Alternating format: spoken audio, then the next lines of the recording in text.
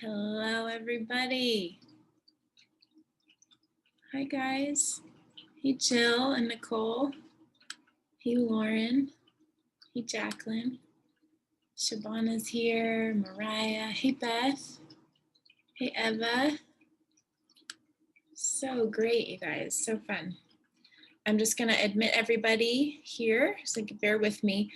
If you'd like to tell me how you're doing in the chat, I would love to hear. Tell me how you're feeling in this moment. And it's okay if it's multiple things that you're feeling right now. Hey, Jordana. Hey, Elizabeth.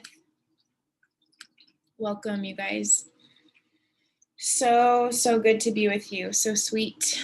And just going to read through your comments here. Jacqueline, totally seeing you. Awesome. I'll get back to you in a moment. Jill, you said you're tired. Evelyn, you're feeling a bit overwhelmed. Kara, you're feeling anxious.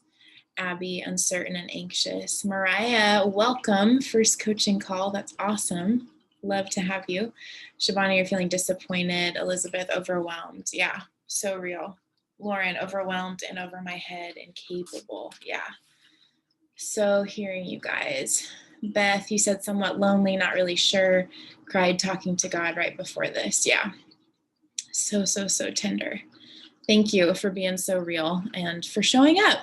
Thanks for showing up, you guys. This is really sweet space to spend with you. Just so you know, if you're new, we actually changed the time of this call just this week. So usually I've been doing these encounter calls earlier in the day, and we switched it to more of the evening time. So it's really great to connect with some faces that I don't normally connect with. I'm really looking forward to that. I am also my own moderator tonight, just so you know. So bear with me as I sort through questions, and I'm going to do my best to take everything in order. But just bear with me with that, okay? Also, this is brand new and fresh, but Jenny just posted a live video earlier today in the Facebook group. If you haven't seen it yet, don't worry. But we wanted to bring a little bit of order back to how we take questions. So I know in the past I've said, reach out, you can private message me and I'll put you on my list. We're actually gonna stop that and just take calls or take questions first come, first serve directly live on the calls, okay? So we're shifting that, nobody's in trouble. We just wanted to streamline that, okay? So if you haven't seen that video yet, check that out so you can see the updates on that. We're also gonna challenge you if you have already been coached this week, we're going to ask that you wait 3 days before you have a question on another coaching call. So again, nobody's in trouble. We just want to create space for new people who maybe haven't had a chance to be coached. So that's what we're doing here. Again, check in with that video from Jenny just to get yourself up to date on that. Totally trust you to know, you know, and keep yourself in the loop with how often you've been coached. We really want to empower you guys. That's really our heart in this, so that you feel like you are cultivating connection with yourself and with God and with people in your life and with people in the community here, so that you don't feel like one human being or one support coach holds all your breakthrough. Okay, so that's the why behind this. Let us know if you have questions on that post, okay? So just because this is a new time and new day of the week that we're doing encounters calls, and you might be new to these, I want to share again that encounters is something we cover in topics or in weeks 5 and 6 in the course. So you do not have to be in those weeks currently to be here on this call. That's not required at all. Just know that if you have lots of questions, that's going to be covered in weeks 5 and 6. I would love to spend time walking people through encounters. I would also love to answer questions or, you know, dialogue about experiences you've had in encounters. So if encounters are feeling weird, if you're having a hard time connecting to them, like I love dialoguing about that stuff. So all of that's welcome, both walking through encounters with me and also answering questions about them. So I would love to hear, I gave a challenge last week, and I don't know if anybody on this call was here at that last one, but if you were, I gave a challenge to reach out to somebody else and practice walking each other through an encounter. Did anybody get a chance to do that? Let me know in the comments. I'd love to hear. That would be so fun. And I also have something else I wanted to share with you. We've tried to do music before, music coming through my speakers, just to kind of set the mood a little bit. And I think there's different, it comes through at different levels for different people. So what I'm going to do this week is go ahead and just give you the link in the chat box if you want to turn some background music on for yourself as you're muted. And that way you can enjoy it. And if that's not your thing, then you don't have to engage with it, okay? So there's that link. There's just some nice little background music. Shabana, I would love to hear in the chat how that experience was for you to reach out and connect with another client, another person in the group, walking them through encounter or being walked through an encounter. That is awesome. Cool. So then as far as questions go tonight, let's just go ahead and put them in the chat. If you have a question or you'd like to be coached, please go ahead and let me know in the comments there. Jacqueline, I would love to honor you since this is a new shift we're making. I know we connected yesterday. I'd love to honor you tonight and go ahead and begin with you if that's okay. And then yeah, while everybody's getting up to date on this new shift, we'll move forward with that. So if you want to be coached, let me know in the chat. And before we start with you, Jacqueline, I do want to just take a few minutes to just, everybody can kind of enter into centering and focusing and calming their nervous system down. That's really what we're doing. So what I'd love to do, if you want to turn on that music, you can. We're gonna take some deep breaths together, and then I'd love to read an excerpt from a book that I came across a few days ago that moved me so much about who God is. So I just want to read that over us. It's okay if it resonates with you. It's okay if it doesn't resonate with you, but I just love to take a few moments to kind of center together. And that's how we're going to begin. And then we'll go to you, Jacqueline. Okay. Sound good? I know that was a lot of like admin details, but here we are. So if you guys haven't turned your music on and you want to, feel free to do that. And if you're in a place where it feels safe and comfortable to close your eyes, go ahead and do so. And just go ahead and take a deep breath and really focus on your belly as you inhale. If it helps, you can put one hand on your belly just to feel it expand out. And as you exhale, try and do it as steady as you can. Let that air out in a really even way.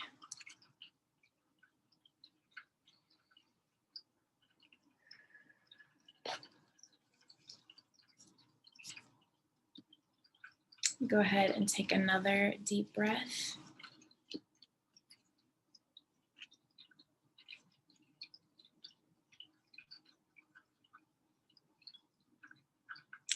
And while you keep breathing, I'd love for you to think of one thing that you genuinely feel grateful for.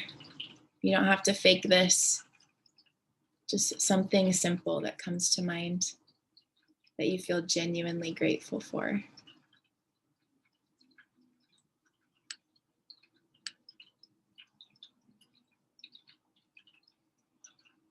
Keep focusing on your breath and just holding that thing you have gratitude for in your mind.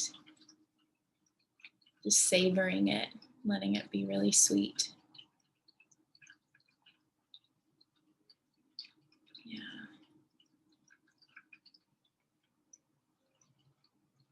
And I just want to speak to your heart and say, no matter how you showed up today, in whatever state, in whatever emotion, if you're triggered, if you're peaceful, it is so okay. I love that you're here. And I love getting to spend this time with you.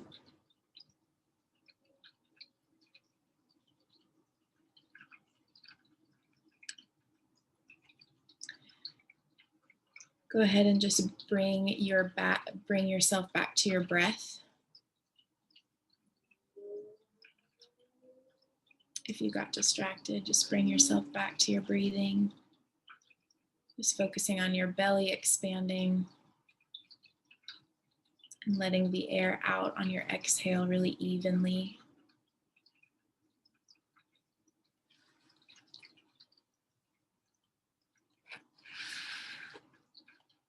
Just keep focusing on that breath. I'm going to read this over you. Whatever part of it you connect to, just let that happen. Just let that be okay. This is called God's joyous being. Central to the understanding and proclamation of the Christian gospel today, as in Jesus's day, is a revisioning of what God's own life is like and how the physical cosmos fits into it.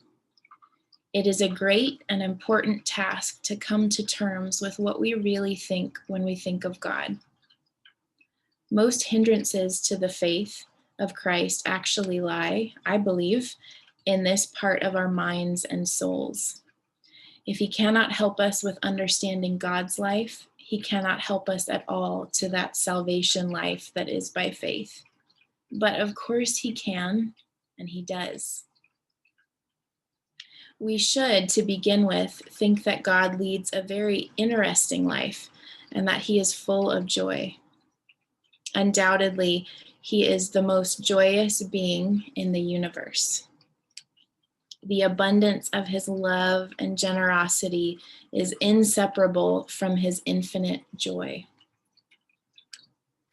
All of the good and beautiful things from which we occasionally drink tiny droplets of soul-exhilarating joy, God continuously experiences in all their breadth and depth and richness. While I was teaching in South Africa some time ago, a young man named Matthew Dickinson took me out to see the beaches near his home in Port Elizabeth. I was totally unprepared for the experience. I had seen beaches, or so I thought. But when we came over the rise where the sea and land opened us up to us, I stood in stunned silence and then slowly walked toward the waves. Words cannot capture the view that confronted me. I saw space and light and texture and color and power that seemed hardly of this earth. Gradually, there crept into my mind the realization that God sees this all the time. He sees it, experiences it, knows it from every possible point of view. This and billions of other scenes, like and unlike it, in this and billions of other worlds. Great tidal waves of joy must constantly wash through his being. It is perhaps strange to say, but suddenly I was extremely happy for God and thought I had some sense of what an infinitely joyous consciousness he is and of what it might have meant for him to look at his creation and find it very good.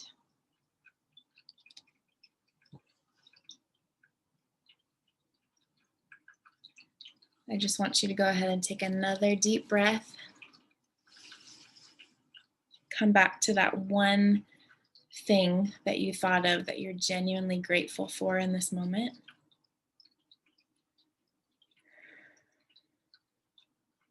And I'd love to invite you to put your hand on your heart.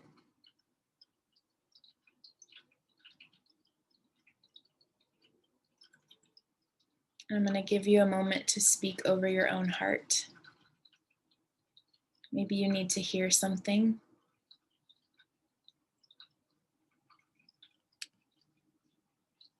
Just let your heart have that.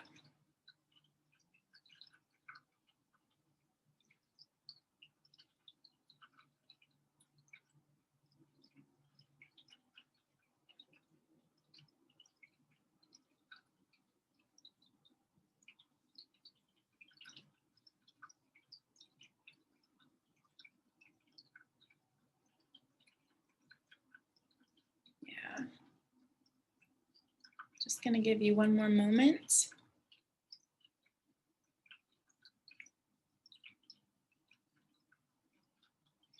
And as you're ready, you can go ahead and open your eyes. Awesome. Like I said, so good to be with you guys. Shabana, I got to read your comments about your experience sharing in encounters with another person. That's awesome. I love that you did that. Thanks for letting me know. We're going to go ahead and start with Jacqueline, and then we'll move forward with there. If you joined in the last few minutes, I'm Bree. This is the Encounters call. Please let me know if you have a question. We'll get to as many as we can. Let me know in the chat box. Thank you, Shabana. Great question. What the heck was that book? That's a great question. I meant to tell you. This is, I'll type it out. This is called The Divine Conspiracy by Dallas Willard. It looks like this. It's a pretty, I guess it doesn't look that thick. It's a pretty dense, I want to say it's a dense theology book, except it's so relieving. It's so beautiful. You don't have to be like, you don't have to consider yourself a theologian or leaning towards that kind of stuff to enjoy it. It's a wonderful book. So thanks for asking. Okay, Jacqueline, you've been so patient. I've said we're going to start with you like 6 times. How are you? Hey, how are you doing? Good. Thank you for coaching me tonight. I really appreciate it. Absolutely. I guess my question was kind of follow-up from yesterday, because I had been kind of asking just about that shame piece. So I was just thinking, I had just spent some time just checking in with my heart and just kind of like, okay, what was that trigger for me? And I realized there was an abandonment trigger. So I was just thinking, just because it's an encounter call, that maybe you could walk me through an encounter with that one. So the piece that came up was when I was 15, and I had a crush on a guy, and he ended up getting hit on the road and passed away. So I know there's a lot of trauma around that. At the time, I didn't really have any support or anybody to process or talk to about it. So it's also something I haven't really worked on myself in regards to like having encounters with that 15-year-old self. So yeah, I think there's just that abandonment piece that came out. And can you describe for me, and feel free to close your eyes if it helps you to focus, but you don't have to. Can you put some more language to what that abandonment feels like inside your body?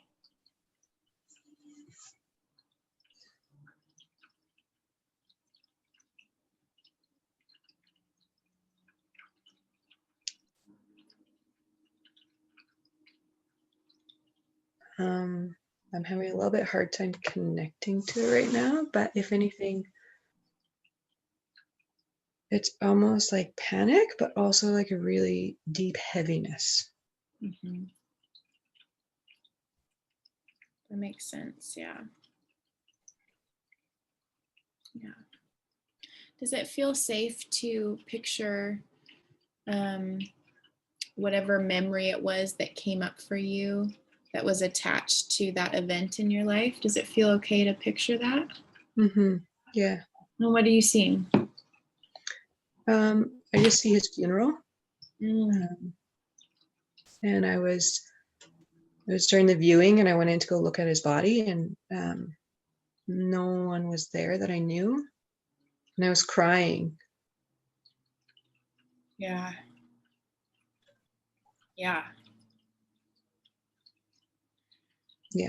I'd love for you to picture yourself walking into the funeral and seeing your 15-year-old self viewing the body and feeling very alone, very sad. Yeah. Yeah. And we are not here to fix 15-year-old Jacqueline or to change this story. We're here to be with her and to comfort her.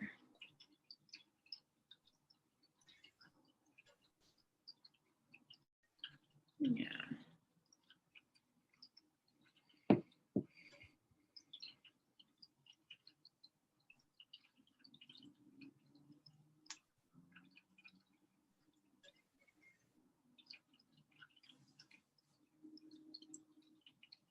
Mhm. How do you see yourself comforting her and being with her?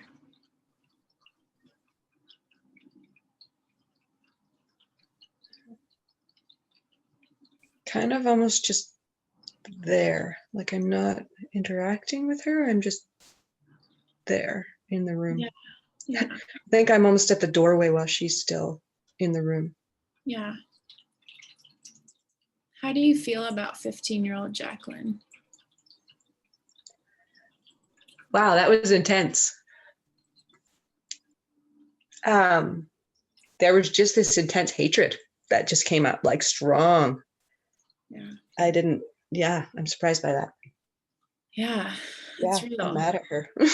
Yeah. Would it be okay to put a pause on the funeral scene? Mm-hmm. Is that okay with you? Okay. Mm-hmm. Okay. Can you put,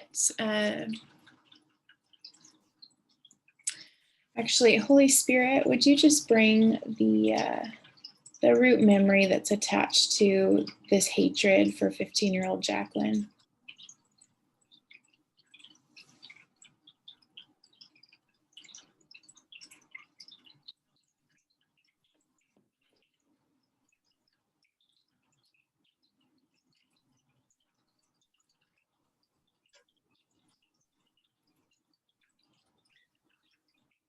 I'm not getting any memory. It's more just a statement, like just not being good enough.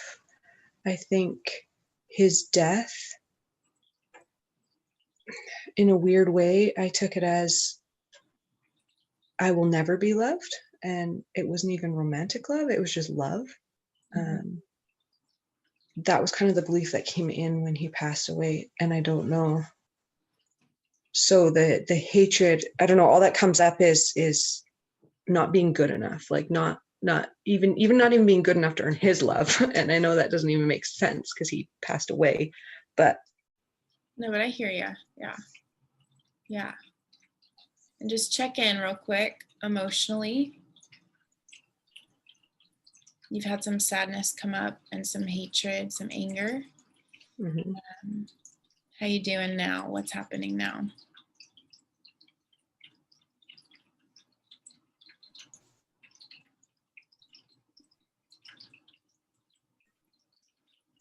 maybe a little bit of frustration that it doesn't feel clear. So maybe I'm getting frustrated at my heart, which I know isn't effective. It's okay. You're doing good. Do you feel like you hated 15-year-old Jacqueline before this young man passed away? Yeah. Okay.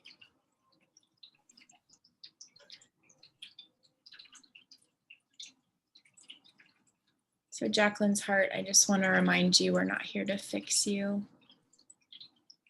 You're not broken. We're coming to uncover you so that the love can get in. And you can say no today. It's okay. There's no pressure here. You're not a project.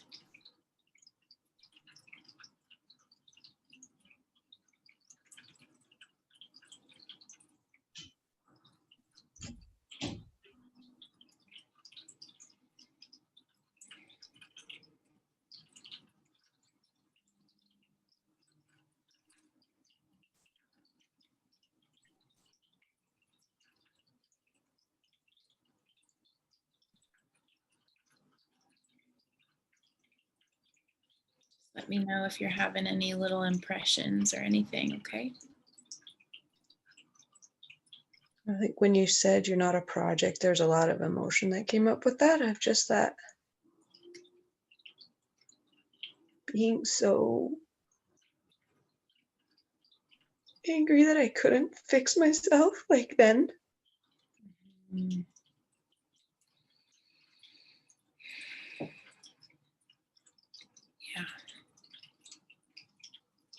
I was trying so hard. Yeah. I believe you. Yeah.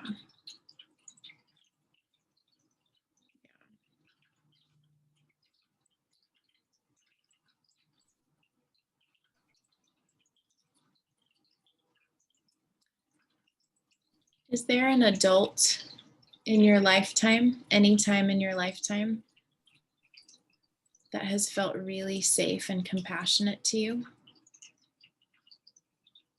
And it could be just tied to one moment with them. Mm-hmm. Yeah. Yeah. Who's that person? My aunt. Yeah, that's right.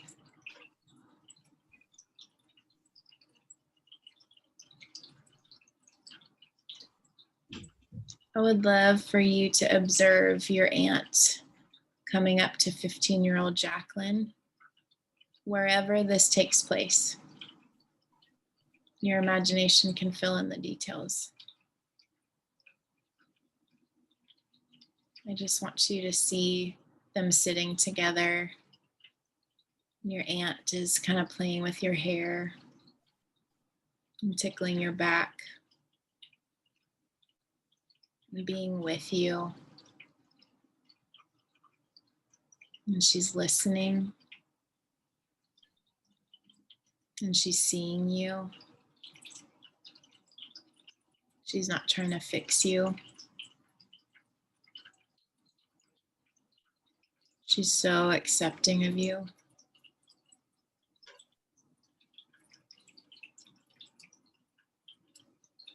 She believes in you.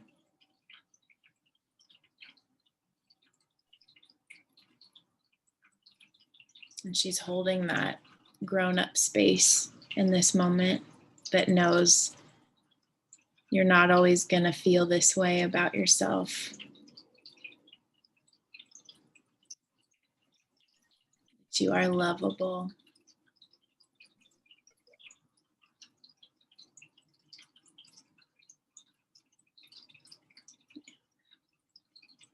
Yeah.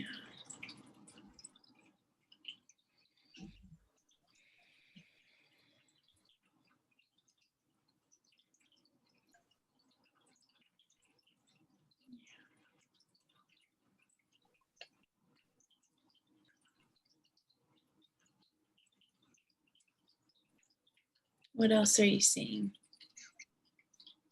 I think I saw just a lot of little moments, but just moments of feeling like I was never good enough for my mom.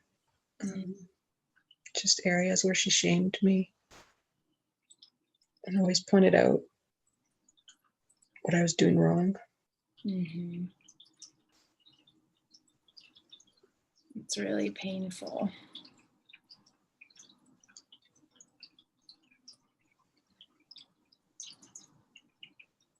It was like no matter how hard I tried, I could never do it right. Mm. I could never figure it out. Yeah.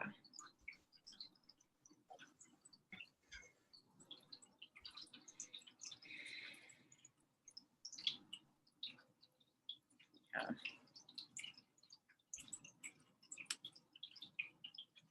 Are you able to receive some mama love from your aunt? It's interesting because my aunt's really compassionate, but even when you said like the physical touch piece, that feels awkward with her. Okay. So I think even just imagining Sammy just felt better for me. So I actually just replaced Sammy because it just felt more Good. soft. Yep. I love how in tune you are with your heart. You knew you needed to make that switch. You knew what you needed. Good for you. Mm-hmm. Yeah.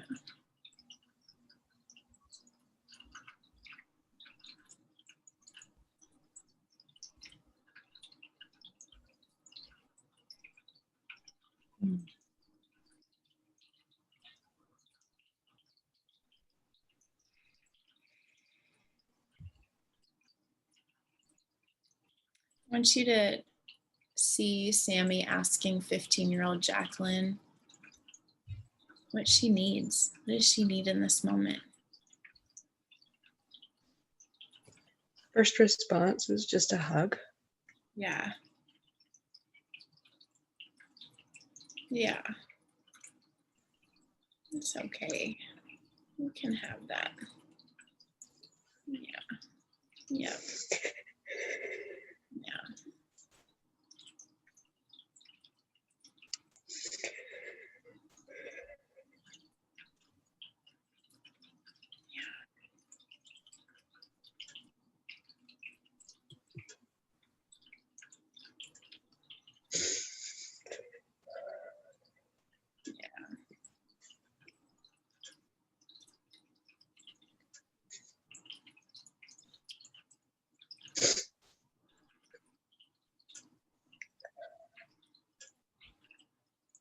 I really feel that that 15-year-old who's working so hard to fix herself actually does not want to be fixed by herself or anyone.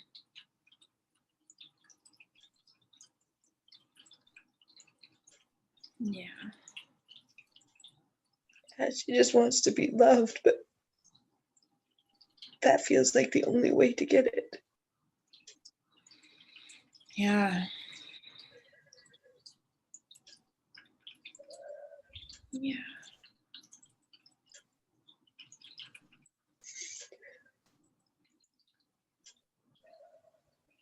I'm really good.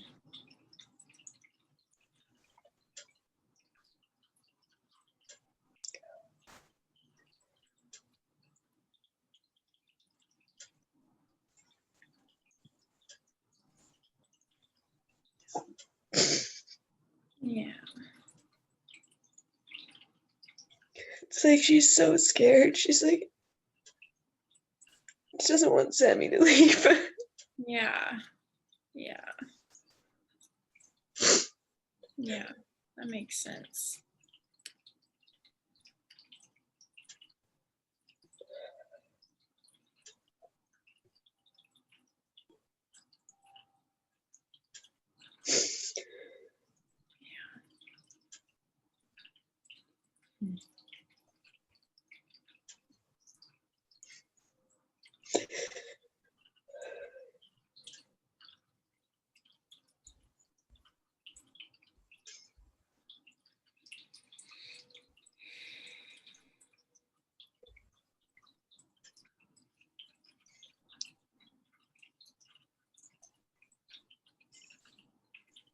Mm.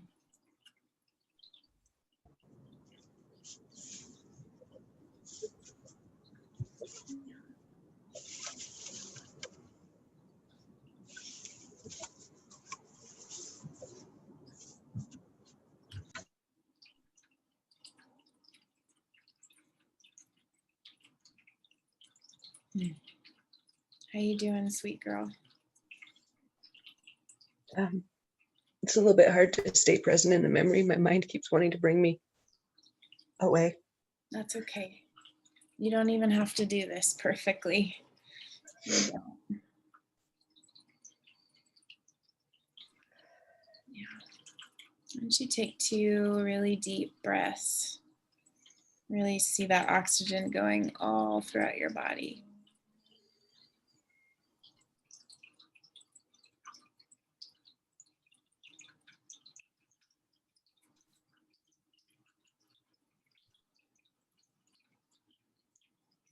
Mm.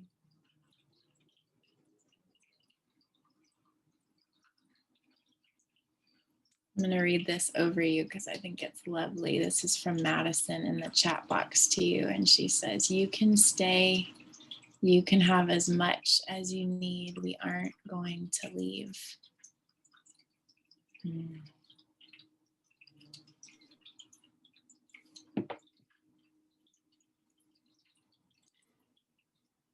So this age, the memories tied here, the experience you connected with tonight, even if your brain was trying to file it somewhere instead of let you experience it. This might be something to practice coming back into, not as in practice you need to do it right, but just giving yourself a little bit more, letting yourself experience a little bit more love, little bit more love, little bit more love. You know, a lot of our childhood stuff happens, 0 to 7, or some people say 0 to 12. So when I think of 15-year-old you, she's like not quite a grown up, but she's not in developmental stages in terms of those early years. So those are tender years too, in their own unique way. And you being able to go back and just bathe that time in love from a heart connected place where you're not trying to fix her could be really, really just a sweet thing. And this is not your next project or the next thing you do to fix yourself. This is like a couple minutes when you wake up in the morning, picturing this, picturing that love, a couple minutes before you go to sleep at night. In those relaxed moments, just stepping back into that, receiving that love from Sammy or whoever else shows up. I felt really impressed with your willingness to feel tonight, just in observation, from my observation. And I love how you reached to hug yourself in that moment. That was really, that was like, oh, look at her connection with herself. I think we all think that, heart connected and emotionally healthy is like, I'm good all the time. But no, you were putting it on display. You were doing it for yourself in a group of women, which again, even though we're kind of used to it, some of us in this group, it's a big deal anytime you're willing to do that. So well done. Well done. Thanks for letting us be a part of that. Thank you. You're welcome. You're welcome. Keep loving on that girl, okay? Okay, thanks. You're welcome. So sweet. You got some sweet love in the comments too. Awesome. Okay. I'm gonna go back up here and see who is next. Okay, looks like I got a private message. So Nikki, would you like to go ahead and unmute yourself? And I think, guys, for tonight, it's going to be so much easier if you just let me know in a regular message that you have a question so I can keep track of it, if you don't mind. And Nikki, you've done nothing wrong. That just occurred to me. It might be a little easier. So how are you? I'm good. How are you? Good. Good. Have we interacted since onboarding? No. Okay. Awesome. Awesome. Yeah. Awesome. It's great to be with you. Yeah, I'm happy to be here. Yeah. Do you want to share a little bit more? I can read what you wrote, but I want to respect that if you want to keep it private. Yeah, no, that's fine. I just wasn't sure the format. I haven't asked a question before. No, that's awesome. That'd be great.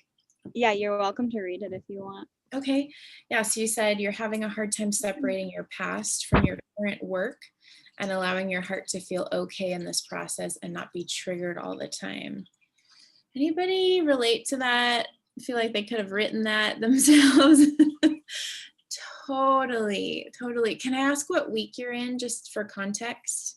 Yeah, so I just finished week 9, but it's taken me a very long time. I have like a month left, so I'm gonna try to go back through and do some things over again. Yeah, gotcha. No, that's awesome. I love that. Love that you've gone all the way through it. That's awesome. Well done. So when you say you're having a hard time separating your past from your current work, do you mean the heart work or actual working career situations? Both. So some backstory, I didn't want to like type it all. I was in a relationship for 7 years. And throughout that, he was very unfaithful to me, but you know, we stayed together. And one of his good friends got diagnosed with leukemia during it. And then after we ended up not together anymore, I found out that they were together for 3 years while we were also together. And that was like pretty recent. And anyways, I'm a medical student and I work on the hematology oncology floor now, which is patients with cancer, pediatrics. So that's been very challenging in this new phase of life, just not being triggered by every patient that I'm working with, relating it back to the girl who took like my whole future. I think that's a very hard thing to work through. Yes. Yes. So hearing you. Wow. I want to check in with you.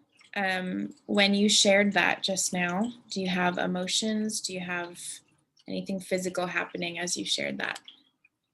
I feel like talking about it out loud, I'm like kind of angry about it. Okay. When I think about it, I mean that, and just like the way that things happen, like one day he just stopped responding to me, and that was 7 years right there. So that was definitely challenging, and then just being surrounded by like a lot of triggers and everything. But luckily, like I'm out of my hometown now. I just moved to Tennessee.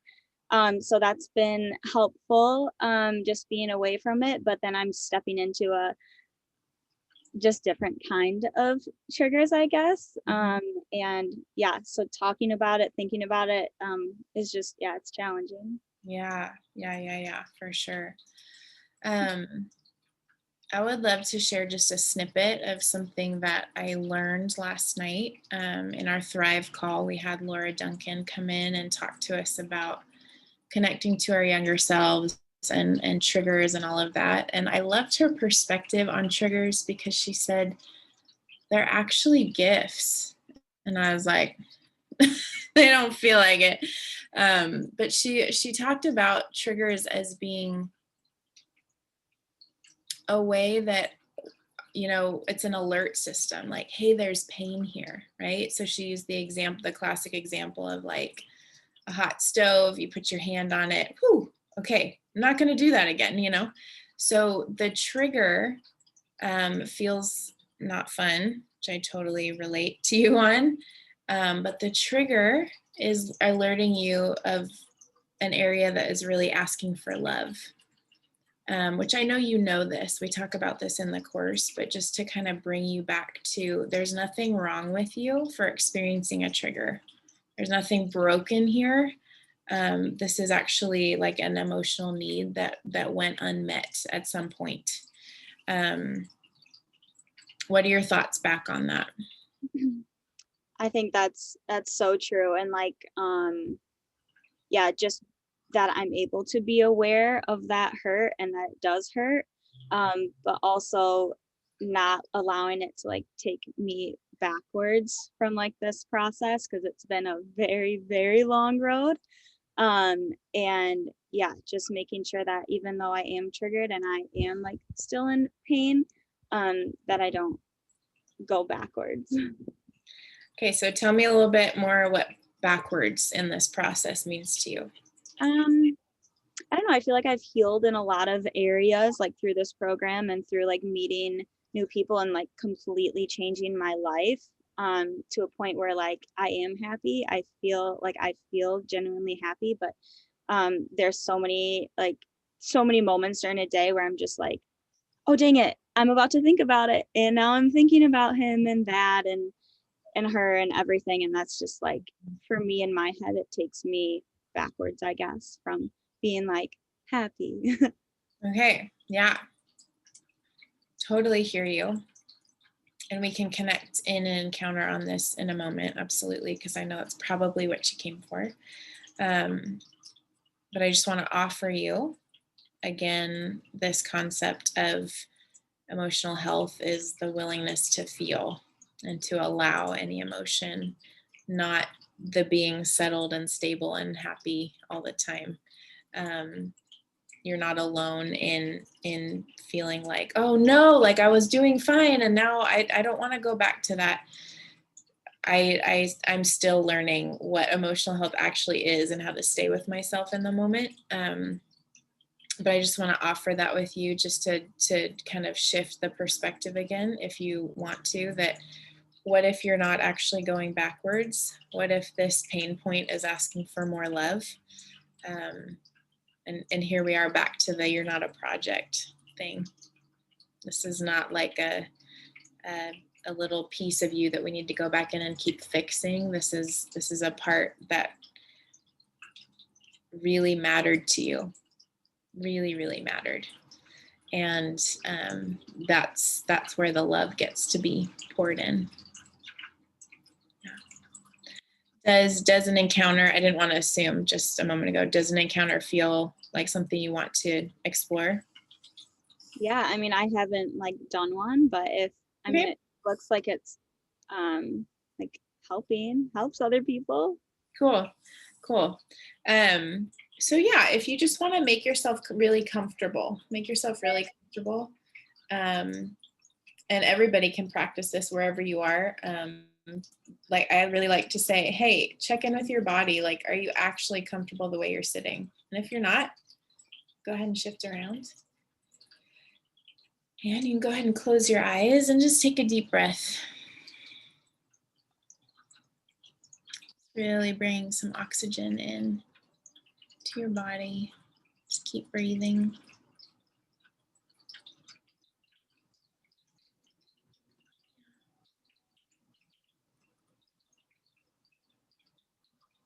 Yeah.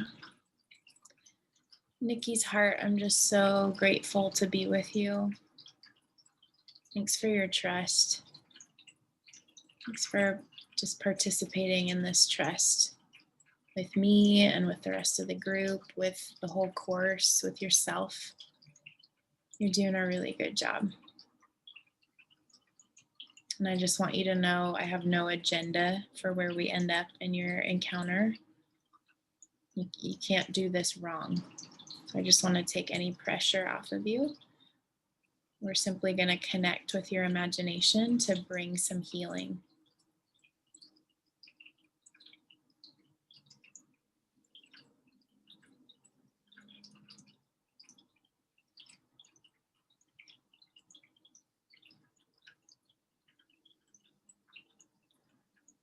So when these triggers are happening lately that remind you of your relationship with this former boyfriend, what are some of the thoughts that are being offered to you about yourself? That this man's actions mean that you are what? Just that I wasn't good enough. I always had to be doing something better to prove that I was adequate, that I was enough. Yeah. Yeah. Super, super, super painful.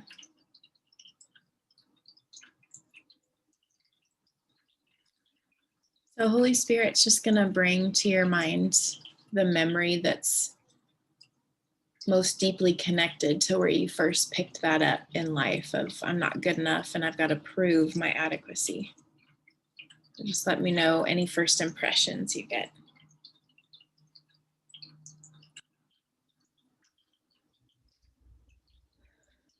I just have the feeling of just always competing. I can't think of like specific ones, but just like throughout it, always like comparing to other people and yeah, every part of me. Yeah. Is there any memory that's coming to mind that has to do with this competing and comparing? I think probably the first time in the relationship that I found out about other people. There were a lot. So I think that's the first time where I was like, oh, it's not just me. I need to try harder and be better. Yeah. Wow.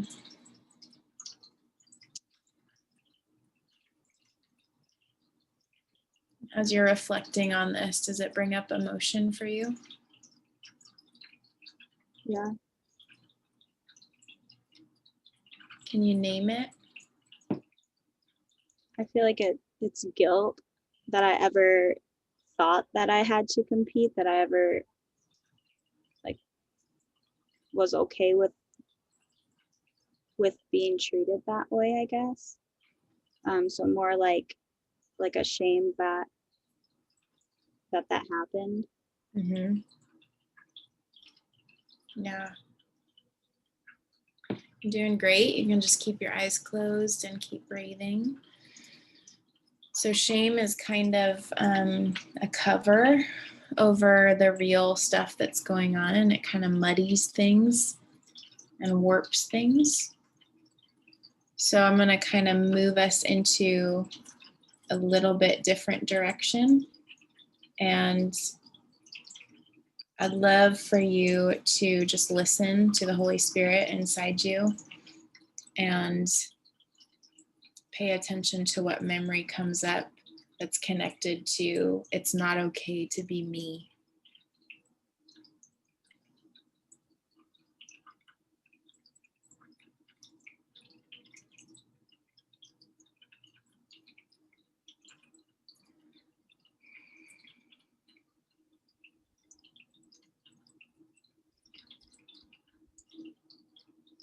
Yeah, I just think of like in high school trying to change like who I was to please others. And I think that kept going in my life to change parts about me to fit into different styles, different groups. And I think that made it really easy to be told that I need to change and then to do it. Mm-hmm.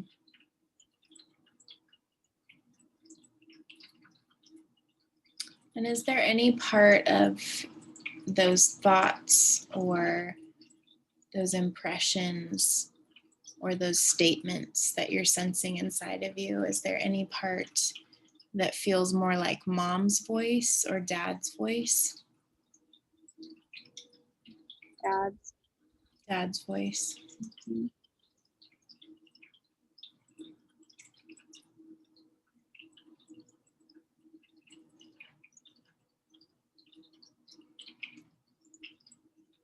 Is there a memory coming up with dad?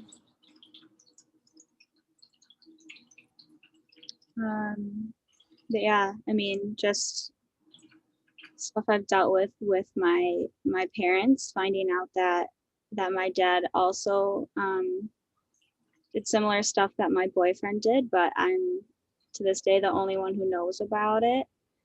So always hearing about how my mom lacked in areas, I think made me also feel like I had to be perfect in those ways so that wouldn't happen. Yeah. Mm. How old were you when you found that out about your dad? It was a few years ago. Yeah. That was about 3 years ago. Yeah.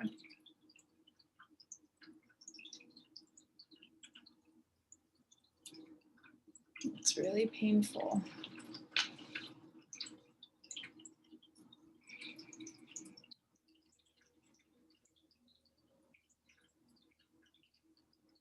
Mm.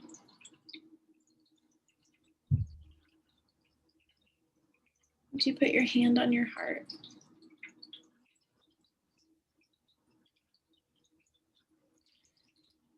And I'm going to say things and invite you to repeat them, but I just want to remind you that if any of these things sound inauthentic to you, you don't have to say them, or you can change them if you want. So just know that you still lead here, okay?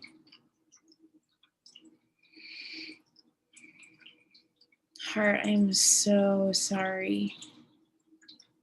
I'm so sorry. I'm so sorry you feel pressure. So sorry that you feel pressure. So sorry that other people's pain has caused you to measure yourself in impossible ways. So sorry that other people's pain has caused me to measure myself.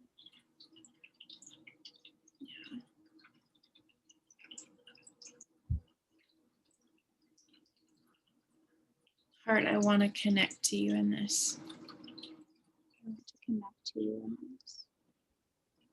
I want to make it safe for you. I want to make it safe for you. I want you to know how valuable you are to me. I want you to know how valuable you are to me. Mm.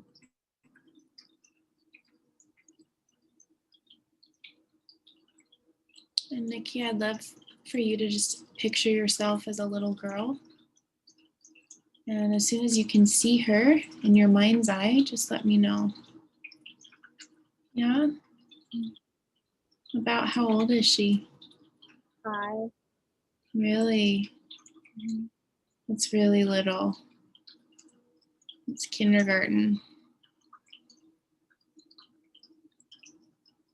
What's she doing? Standing outside of my old house by a tree, and I have pigtails. I feel like every time I picture myself little, this is the image that always comes to me. That's good. Yeah. That's good. How do you feel about 5-year-old Nikki? She's someone I want to like hang out with. I feel like just very adventurous and free spirited and weird.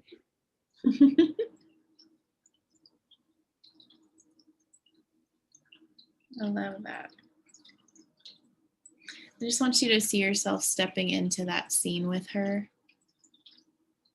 and just observe her and tune in to what she's thinking and feeling. And as you get an impression, just let me know. I just got the word brave that came to me.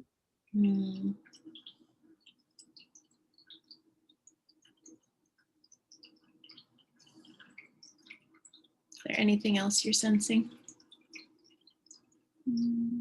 Just holding hands with her in front of a tree. I don't know why. Yeah, everything's good here. Yeah. Do you want to ask her anything or tell her anything? Just that I'm proud, I guess.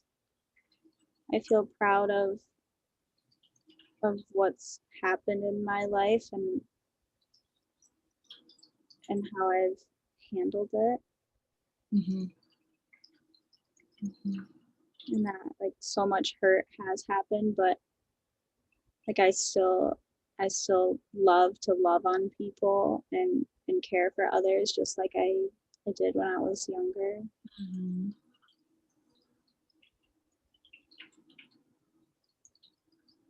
Yeah.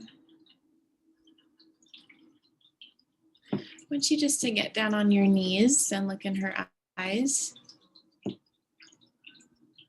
and ask her what she wants to do next.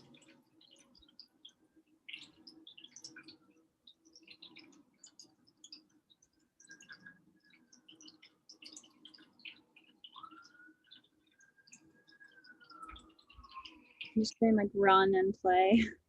Yeah. Just go ahead and see that.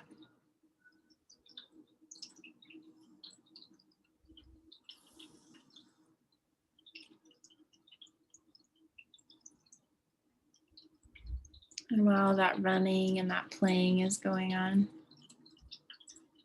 just check in, take note if you're feeling anything emotionally. It's okay if you're not. But if you are, just let me know.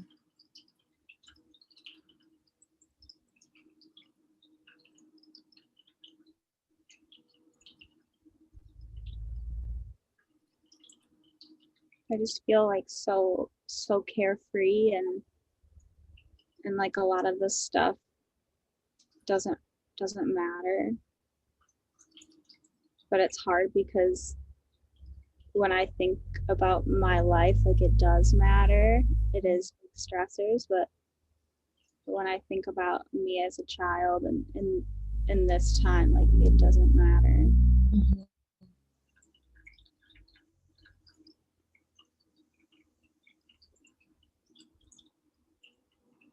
Is there a member of the Trinity that feels safe to you? The Father. Yeah. Yeah. I want you just to look around that scene and notice where the Father has been.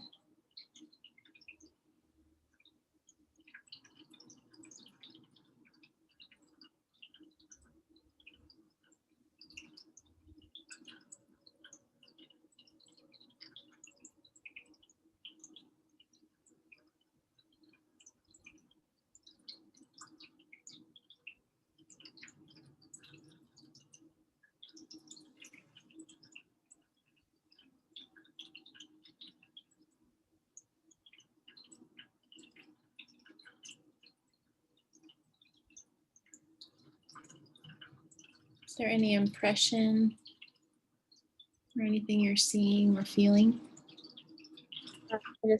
I picture him like in the tree. That is very like significant to me, and it brings back a memory of when I was 5. I climbed to the top of it and got stuck, and people had to come and get me down, and that memory just popped in. But I also just saw God there too. Yeah.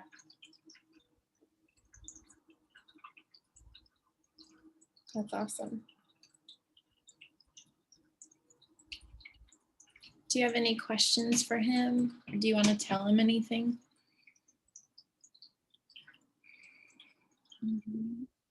Just that like I'm scared and I'm nervous. um, yeah, and that it's been a lot to carry. Mhm. Is there any correlation with when you were feeling stuck in that tree or any of those emotions feeling similar? And it's okay if they're not. I mean, I feel stuck in my past now. I feel like it's affected me wanting to move forward in relationships and fear of being abandoned in that way after loving someone so hard. And just yeah, having a feeling of being stuck where I am now and not being able to get over the memories and the thoughts. And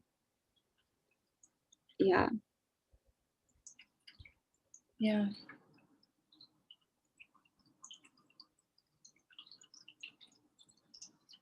Why don't you ask Father about that stuck feeling?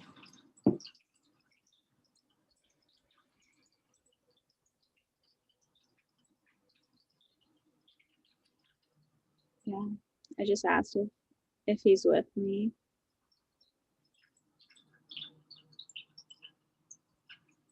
Did you hear any reply? Always. Mm.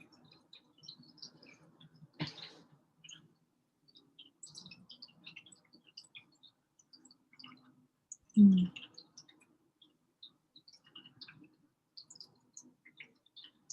Mm.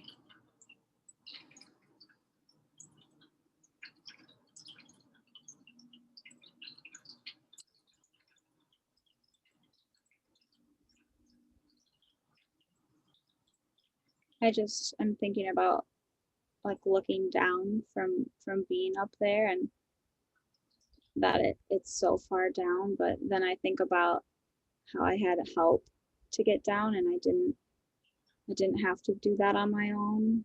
Mm. That I wasn't in charge of that. And in a lot of my life I try to be in charge of it, but that's not this situation. Yeah. Why don't you ask him what your role is?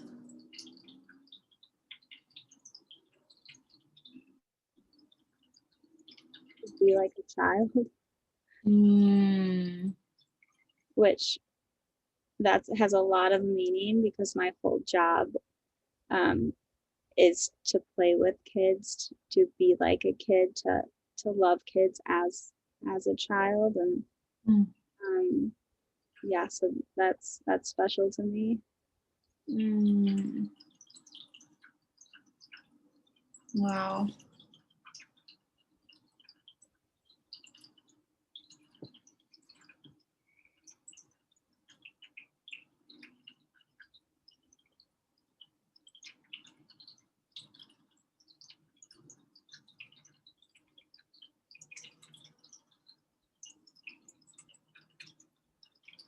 And what else?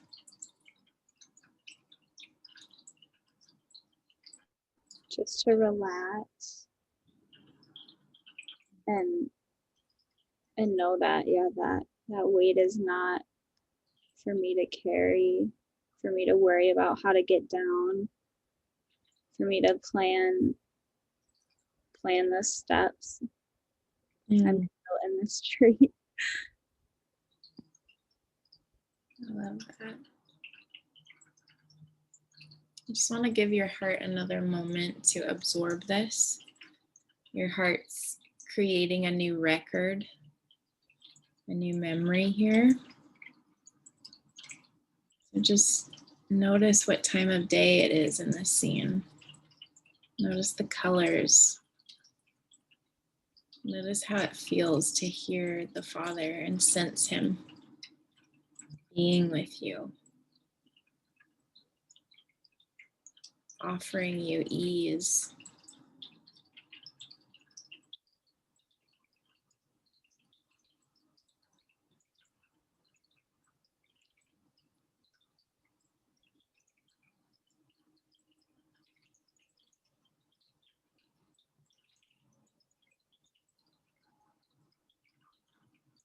Yeah.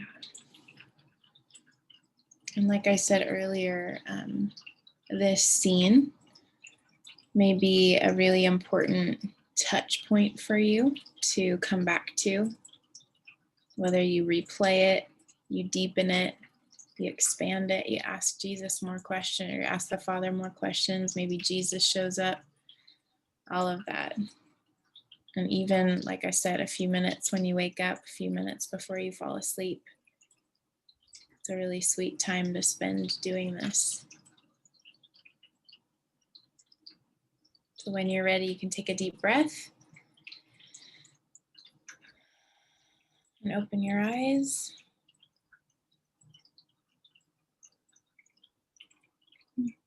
How you doing? I feel so comfortable. I love that. And like I love that image that was brought to my head. And yeah, it was very comfortable, even though I seem so like high up and far away in my mind. It didn't really feel like that. Mm. I've never done So- that before. That was interesting. I love that. I'm so glad you enjoyed it. Yeah. It's really fun to be walked through those things, and it's really fun to know that you can partake of them at any time too. That's why I just have that reminder of, hey, you can step back into that. Just like our brain relives memories, and like brings them to our attention, you can step back into that with your imagination. And I love the childlike aspect of your encounter, because I think encounters run on imagination and us being willing to be friends with our imagination, which most of us have been talked out of them. And so it's cool that was like your first one, and it felt like there was a lot of ease to it, like as you stepped into it, which I love for you. So just let that invitation stay on the table, that you can enter into that at any time and keep exploring.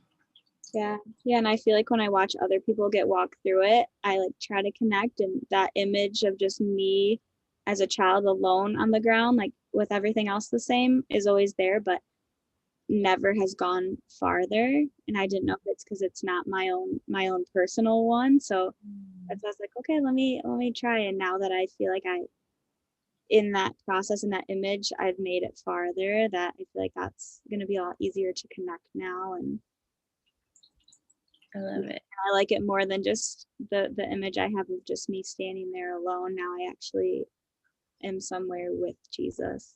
Totally. So good. So good. I love hearing your thoughts on that.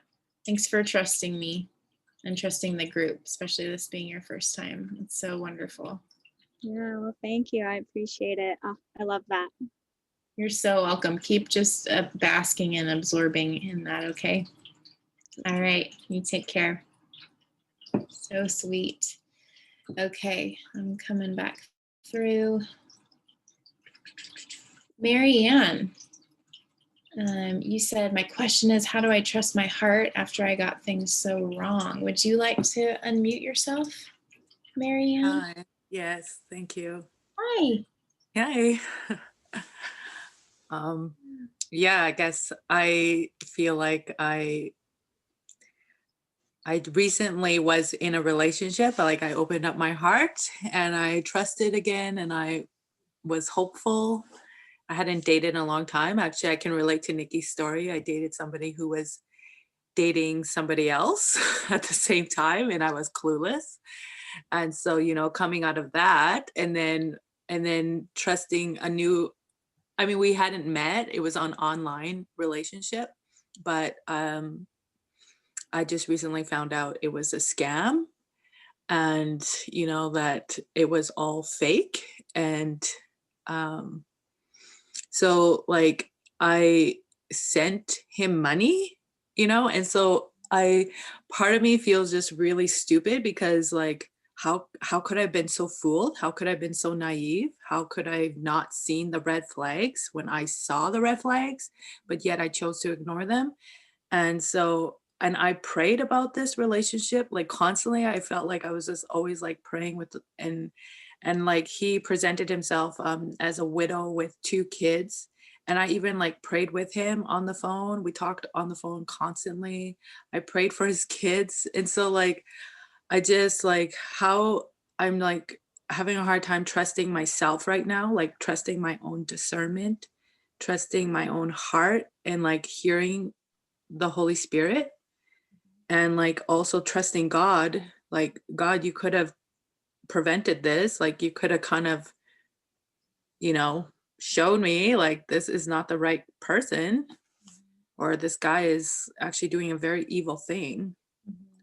So I'm just having like, how do I reconnect to my heart if I don't even trust my own heart right now? Mhm. Totally. Such a good question. What is the predominant 1 or 2 emotions surrounding this situation? Well, I think I feel disappointed because I was really excited for a future, and like the story he told me is exactly what I wanted, right? And so I feel disappointed, but I also feel like stupid on myself. Like, I feel upset with myself. Mhm. Mhm. Yeah. Yeah. And where do you feel stupid in your body? In my body, I feel stupid in my gut because like I felt things were off, but I wanted it so badly that I ignored my gut.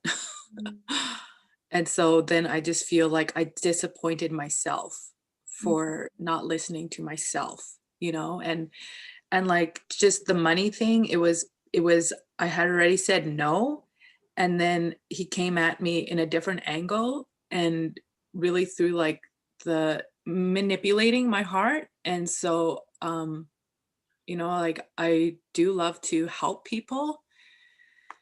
And so I just felt like um I feel angry with myself that I didn't push harder. And after I said no, that I was still pressured and I gave into that pressure.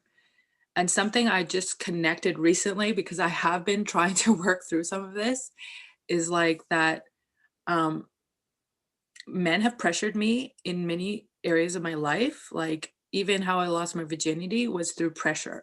And it's almost like because I've people pleased my whole life, I rather like don't want to disappoint the person that's pressuring me.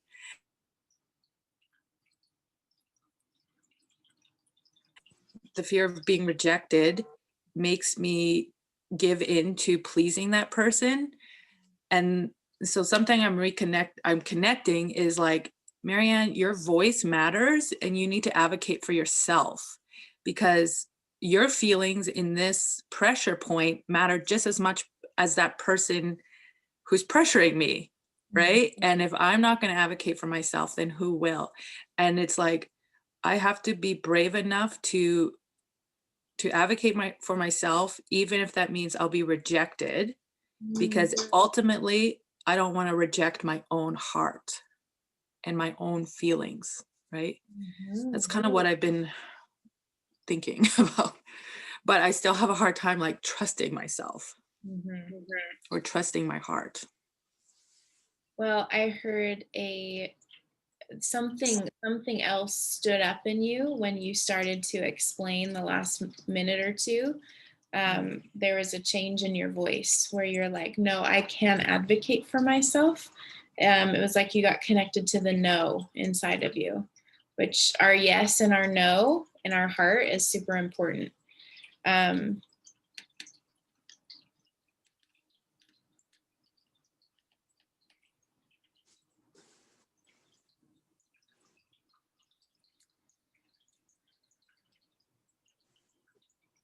Would you put your hand on your heart and your other hand on your gut?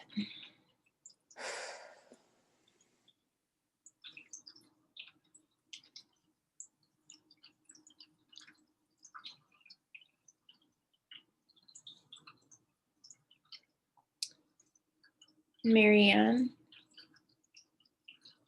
I want to know from this heart-gut connection that you have, that is your birthright, even if you've experienced it differently, you are connected to these aspects of you.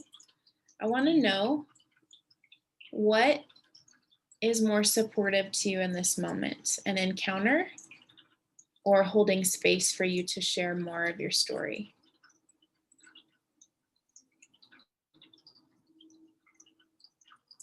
An encounter.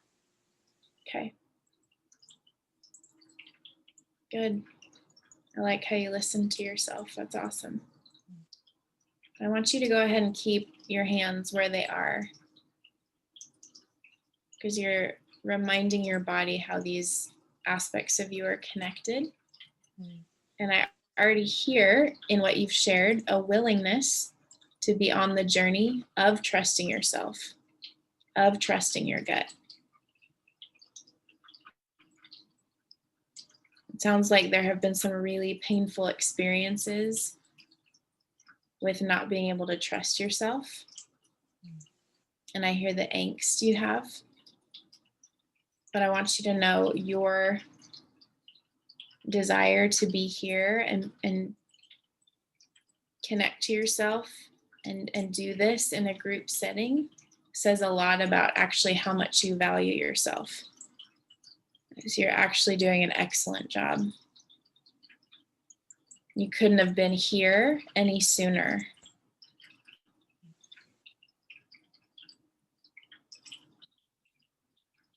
And any shame that is trying to come over you, trying to suggest that you should have known better, that just needs to leave. It doesn't serve right here.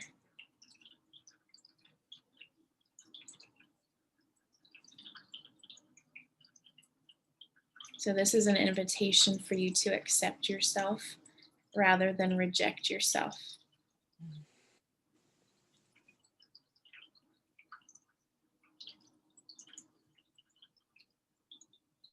You don't have to do it perfectly. You don't have to do it all tonight. But that's what's on the table for you. You know what it feels like to reject yourself. And what's on offer to you is to accept yourself. To be on the journey of what that looks and feels like.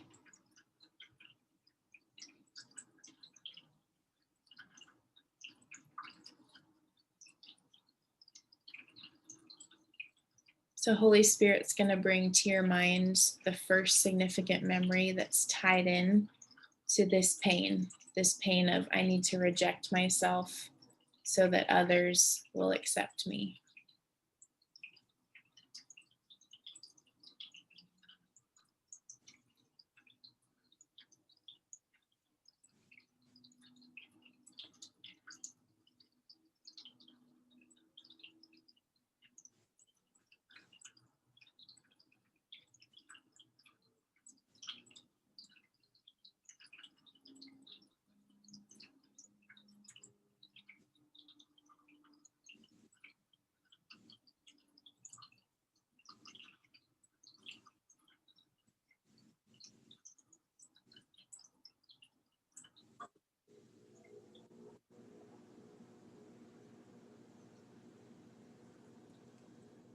Kind of a weird memory came up. Okay. Um, it was like when I was a kid or like preteen, I guess, like 10 or 11. And I was in Sunday school. And in the Sunday school I was in, we had to recite Bible verses. And we were going through like this little booklet. And I would always count all the people in the circle. And then I would count the number of verses till when it was my turn to read. And I wouldn't listen to anybody else reading. I would just practice and practice and practice my verse. And then when it got to my turn, I would still mess up. And I would get words wrong and I wouldn't be able to read words. And so I got laughed at, by the other kids. And like, I just remember thinking, I'm just so stupid. Like, why can't I read? Yeah. Yeah. This is good. It's not weird or random. And you can keep your eyes closed if that's helpful for you, just to focus. Just come back to your gut and your heart connection there.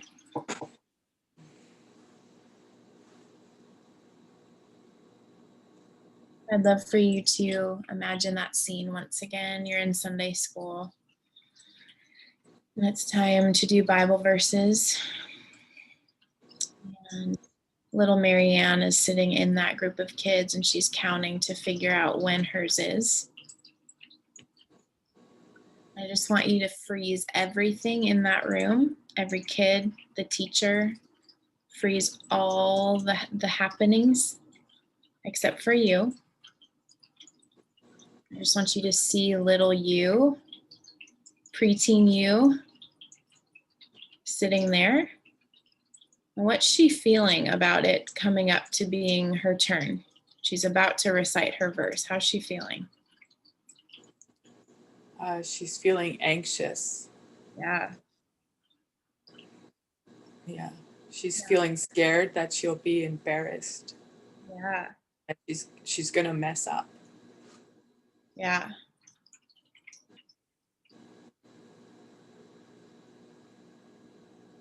And if she gets embarrassed or if she messes up, that means what about her?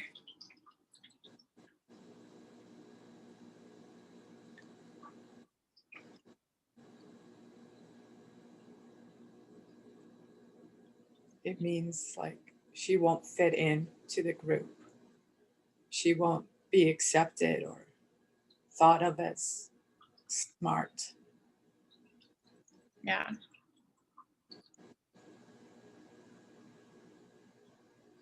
Can you tell where little Marianne is feeling that in her body?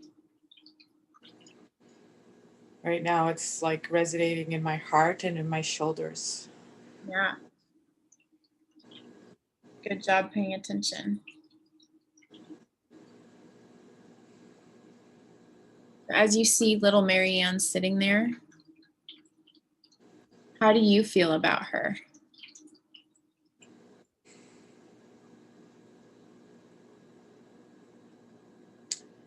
I feel sad for her. Mm-hmm. That she can't see all the other qualities that, that make her stand out in that group. And what are those qualities? That she makes people laugh all the time. And she has so much joy in her. Mm. And what else? But right now she's just lacking confidence. Like she has no confidence in herself. Mhm.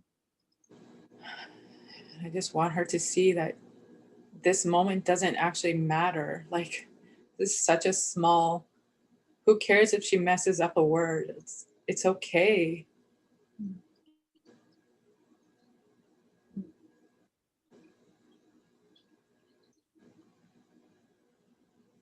Because she carries the heart of God, you know, like she actually like knows these verses in her heart because she has a deep connection with God. Mm. Something these other kids around her don't even have. Mm.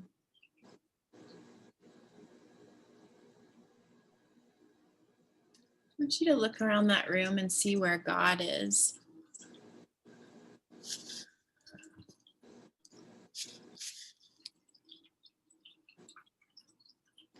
Right now he's across the table from me, just like looking at me, and his hands are reached out over the table towards me. Mm-hmm.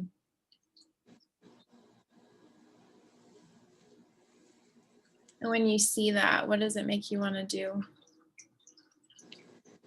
Reach my hands out and hold his hands. Yeah. Go ahead and do that. And what happens next?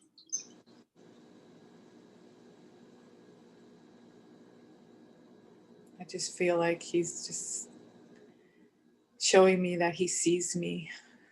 Mm.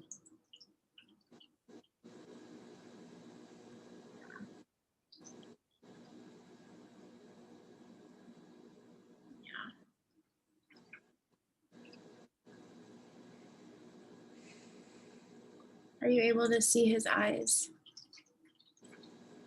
Yeah. Yeah. Just want your little eyes to take that in. The one who made you sees you.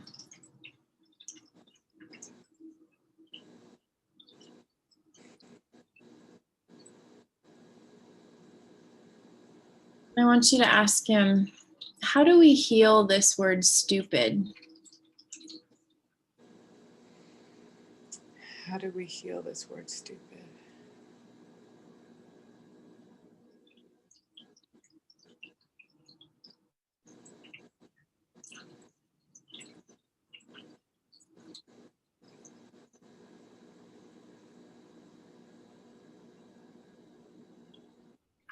I just feel like he just put his hand on my heart and he says, love. That he loves me and to love myself. Mm.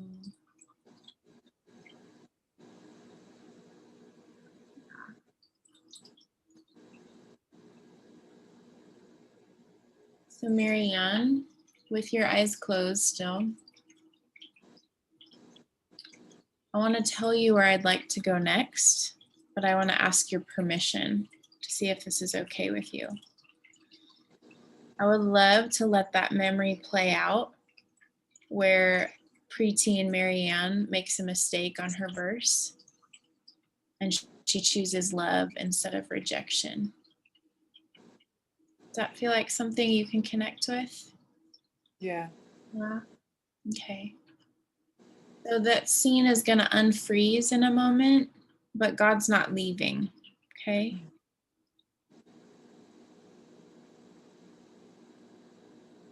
And I want you to see the kid in front of you saying their verse. And then it comes to your turn. Maybe your mind goes blank.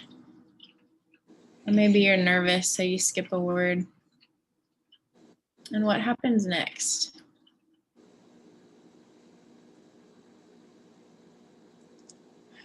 I just smile and like ask the teacher to help me say that word, and then I just keep going. Mm.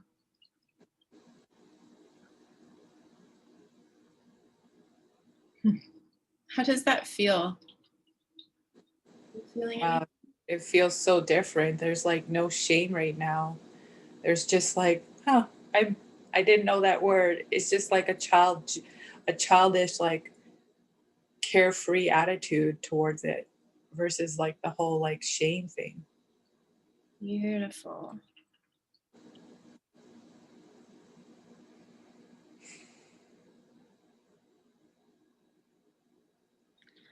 I was reminded yesterday by a coworker that love is a way better teacher than shame. Mm. Shame doesn't actually teach us anything except to hide. Mhm. But love actually helps us stay in the game so we can learn. It keeps us connected. I love that the first thing you reached for when you made a mistake was asking your teacher for help. You leaned in instead of shut yourself down. That's amazing. And my favorite part was when you said, and then I just kept going. It's amazing. Yeah. And just absorb that for another moment. Absorb that love that you and God made for yourself in this memory.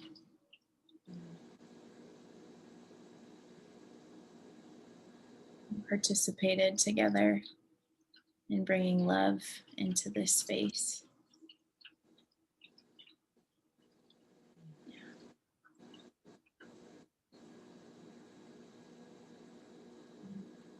Just check in physically, how you're feeling. My shoulders definitely feel more relaxed. Wow. And I feel more just calm.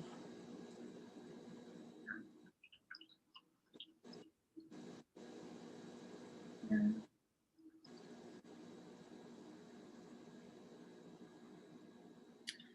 Before we end, I just want you to see grown up you walk over to God in that little classroom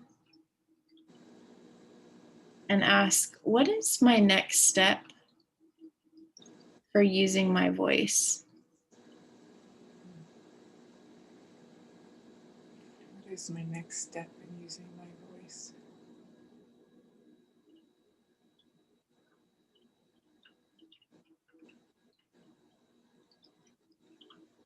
Huh. He like cupped my face with his hands and like swept my hair out of my face. And then he just said to be bold. Hmm. That is so fun. There's a lot of freedom in it. You get to discover what being bold looks like tonight. And I like saw an image of a trumpet. I love it.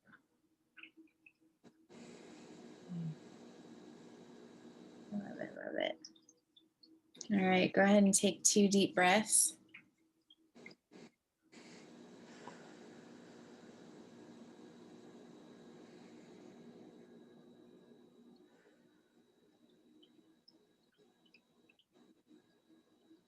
Yeah, when you're ready, you can open your eyes.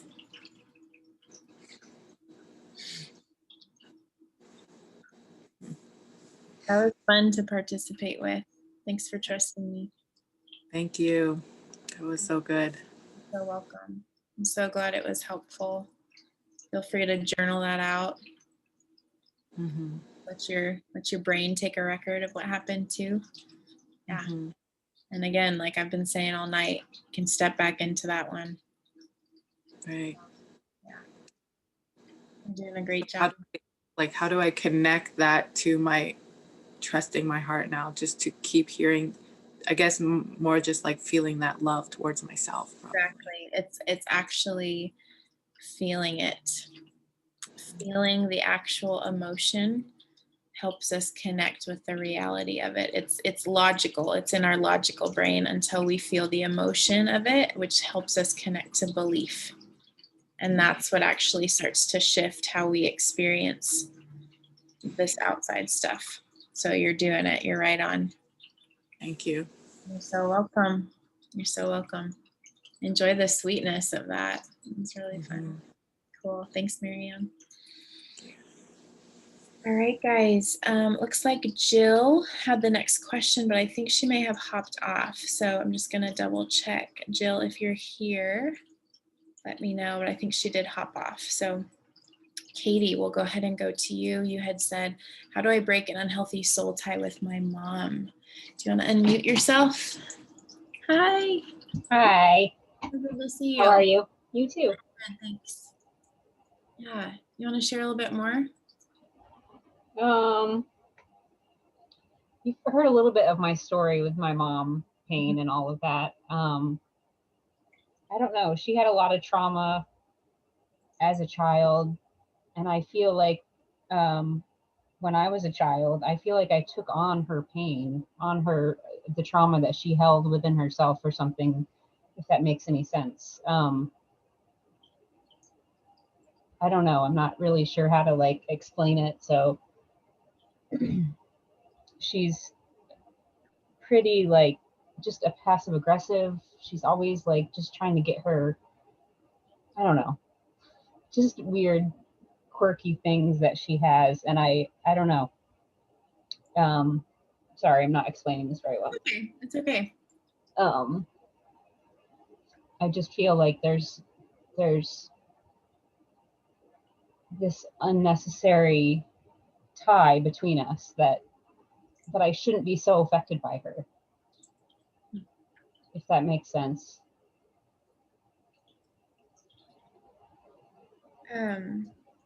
Totally does. I'm just jotting something down real quick so I don't forget it. Can anyone else relate on this? And I'm not taking the focus away from you. I just know I relate to it. Yeah. I shouldn't be so connected to her.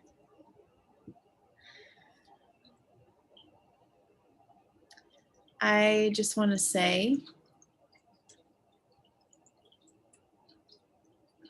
we were inside our mom. We were inside her.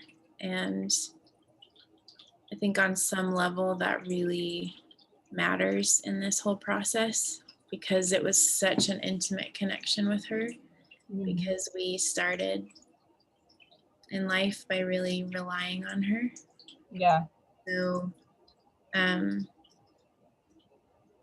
because the word shouldn't was there and that's connected to shame. I just want to offer that as a little gentle counter to that I think it makes total sense why there's connection there, even if it feels like it's not an enjoyable connection or a helpful connection. Yeah. Is there a specific moment or an interaction you had recently that triggered some of this?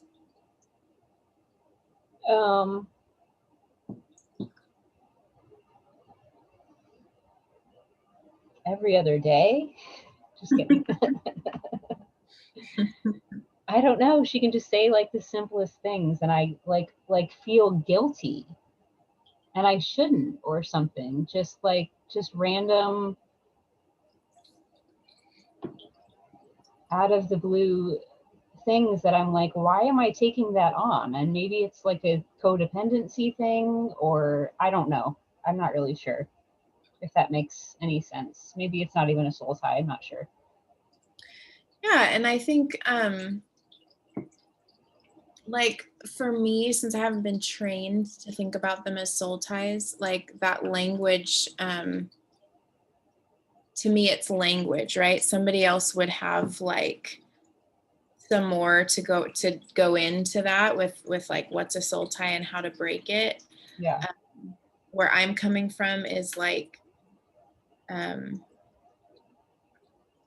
again, what if there's nothing wrong about you that needs to be fixed, but what if it's this is like an emotional need that you wanted to get met from mom, but it's coming through as this weird manipulative guilt thing, and you want to be connected to her.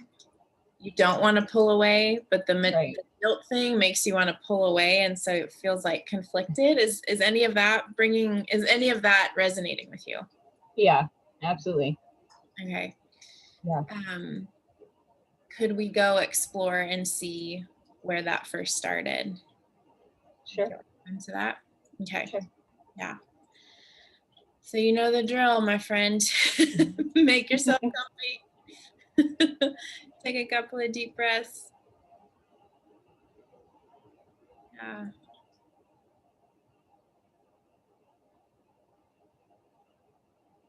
Make that connection with your hand touching your heart. You can be tender from your hand to your heart.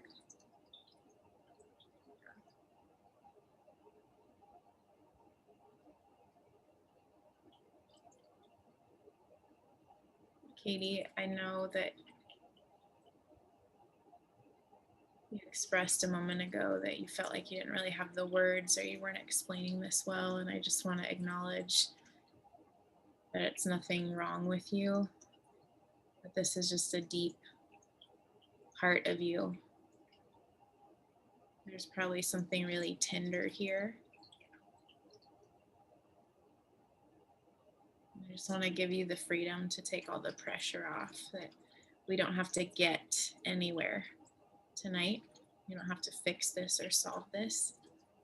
Though I know in some ways you do just want to fix this, and I respect that too.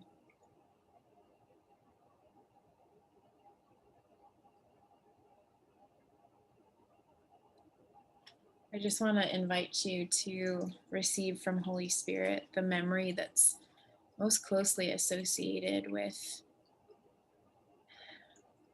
this funkiness you feel between you and your mom.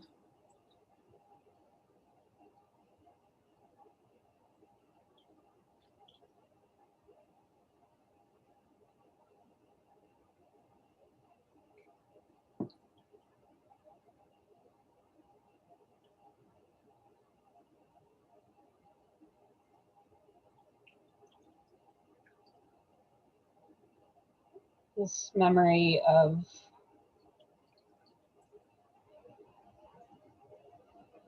I'm not sure how old I am, but I'm pretty young. I think shortly after I was breastfeeding or something, because she's sitting on her bed. I'm laying in her lap.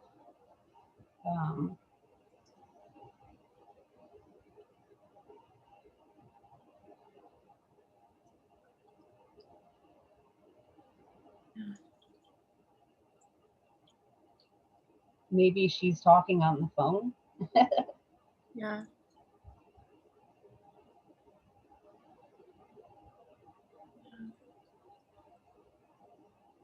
Is there any emotion that came up with that memory?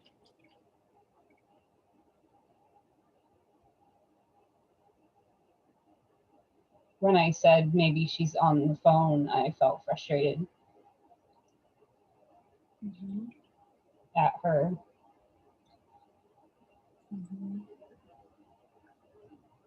I think I felt that way a lot.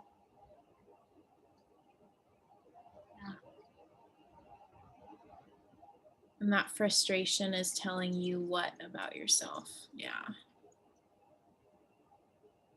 Yeah.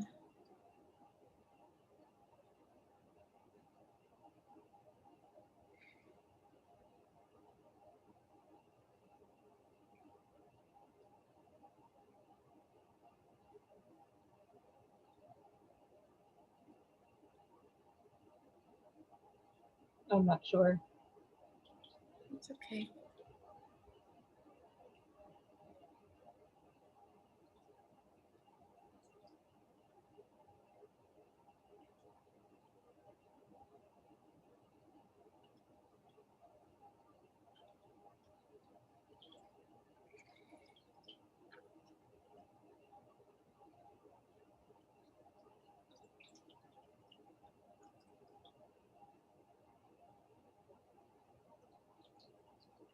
You still feeling connected to the frustration?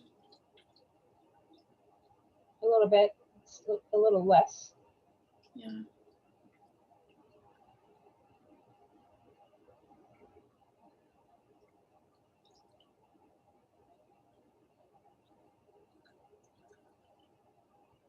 Just want to invite your imagination to connect with Jesus walking in that room while your mom's on the phone and doing exactly what you need in that moment. Just let me know what he does.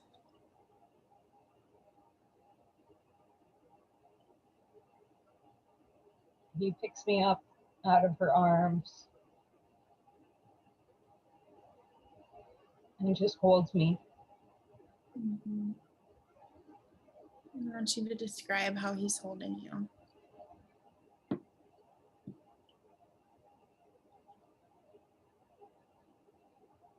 He's looking in my eyes.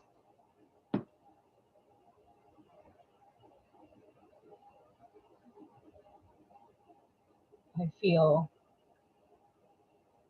like I have his undivided attention. Yeah.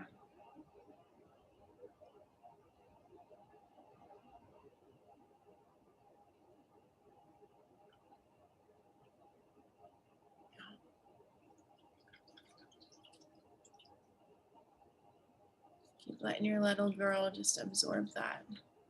His eye contact. Fully there with you.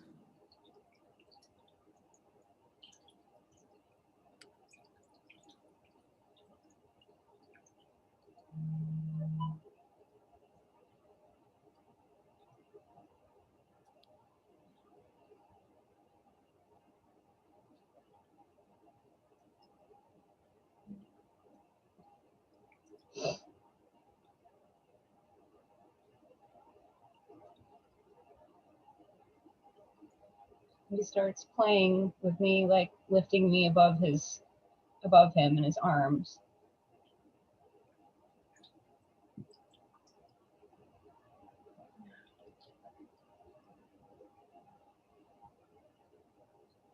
And how is little Katie responding to that? So full of joy.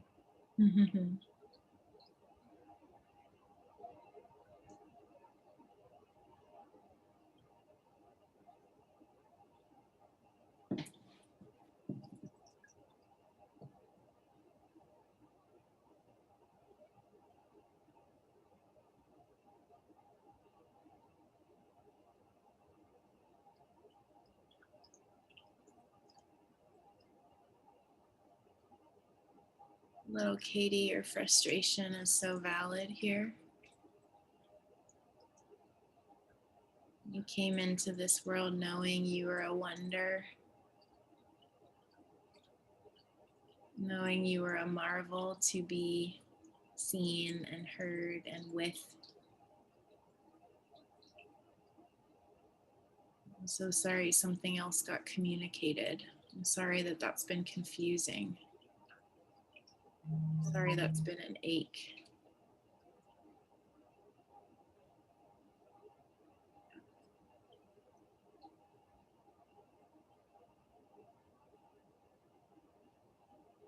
Your tears here matter.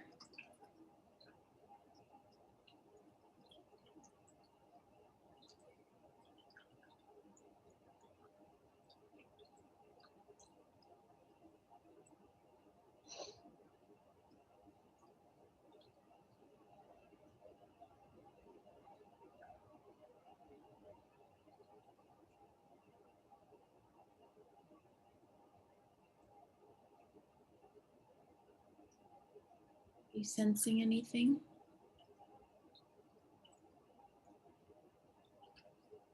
He's just still holding me.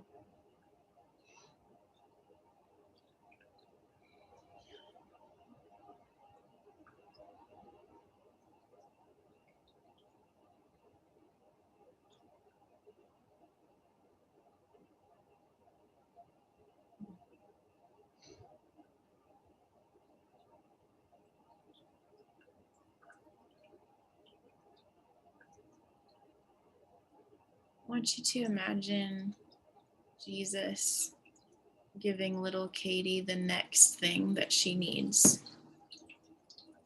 Just pay attention and see what that is.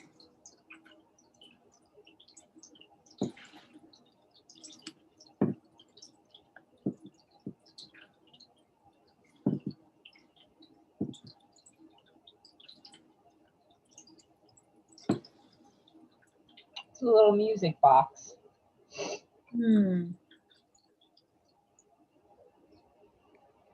Watch and see what he does with that.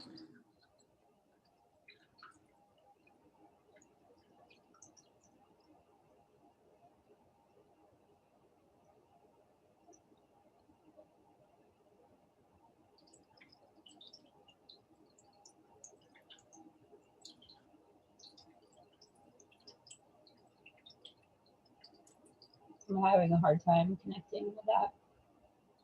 Seeing what he's doing with it. It's okay.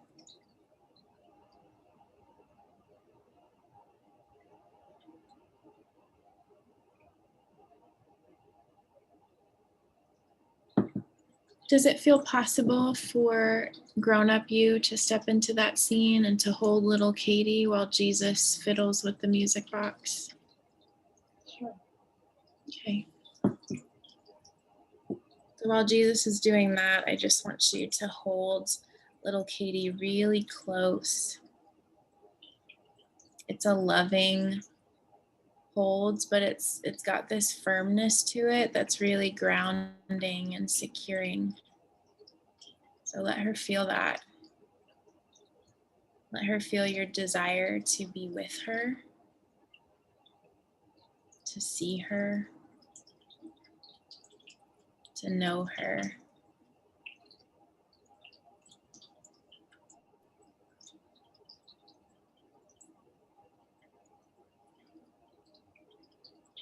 And just communicate through your eye contact and through your touch that she matters.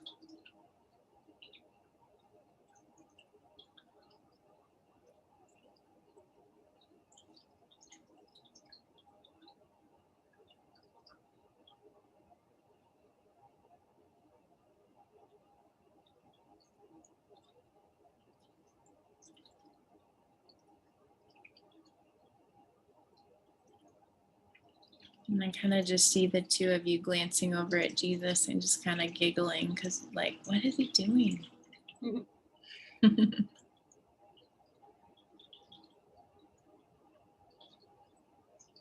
Just let me know what happens next.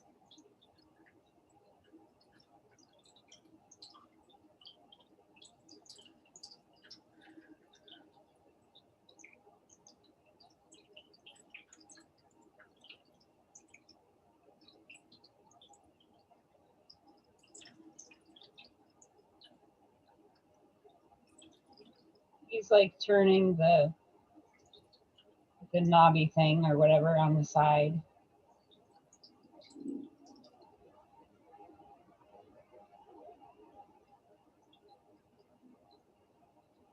To wind it up or whatever. Yeah. And what happens next?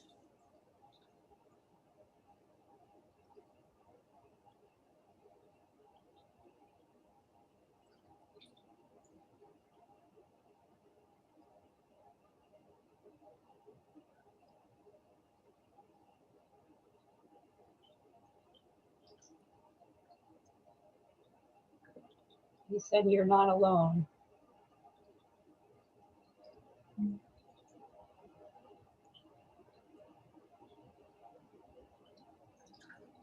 Hmm.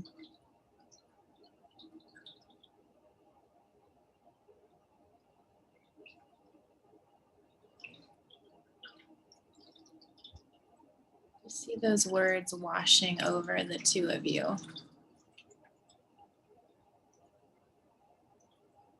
That you're not alone.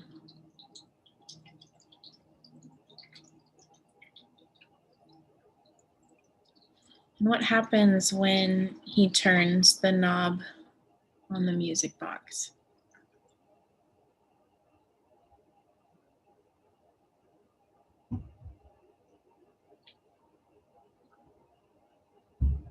it opens to this little ballerina girl dancing. Mm.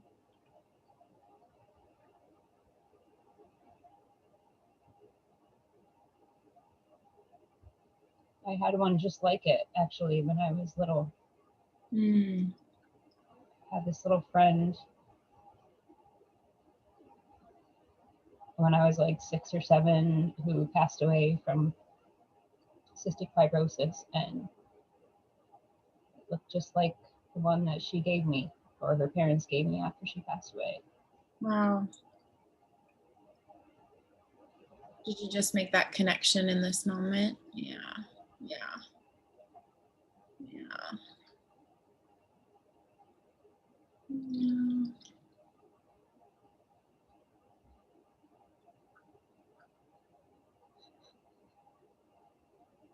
Mm. Yeah.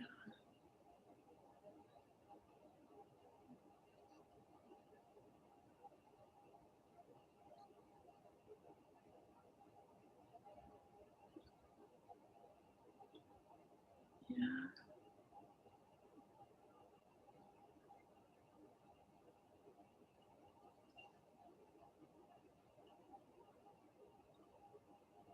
It's really tender.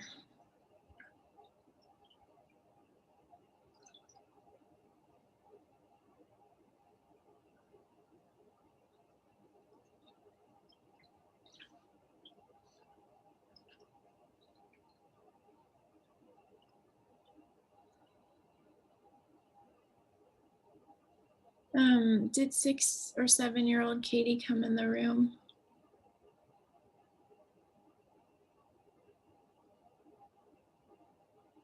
She can. Would you like her to come in? Sure.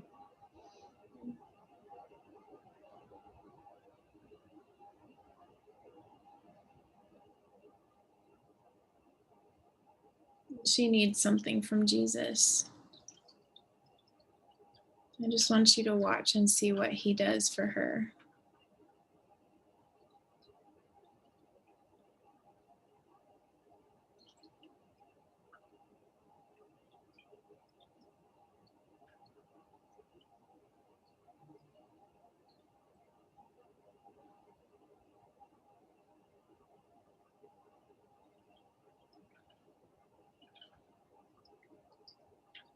He picks her up and hugs her too.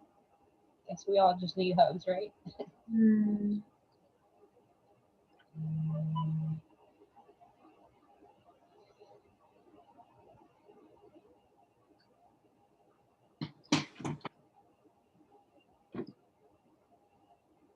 Thinking of the word Emmanuel and how a lot of times it's this like Christmas word to us.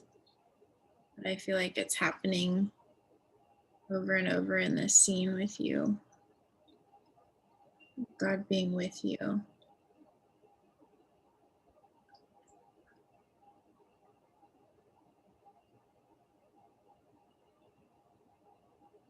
Jesus just gave that 6-year-old little girl the music box. Mm.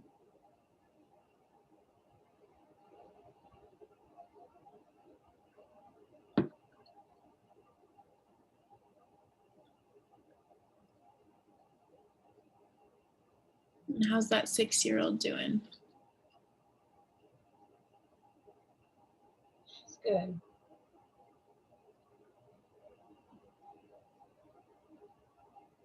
I just want you to see all of you coming together in this group hug.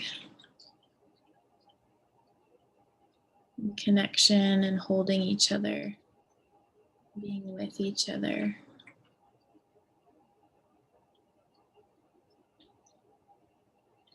I love how your heart offered these connections between different memories for you tonight. And there could be more here for you to explore and get in touch with.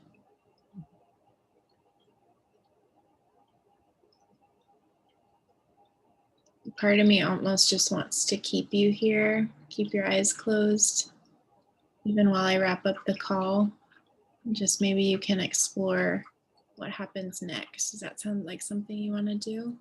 I think so. Okay. Okay. Thank you so much for your trust, Katie. Thank you. You're welcome. All right, Katie, keep me posted. Thank you I so will. much. Okay, guys, we are at the end of our time together. This has been really, really sweet.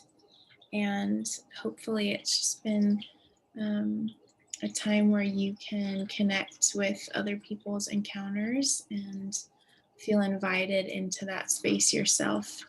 So if you're wanting to explore this more, please reach out for a one-on-one with any support coach. Please come to another group call or reach out to each other to practice encounters with. It's a beautiful way of holding space for somebody else.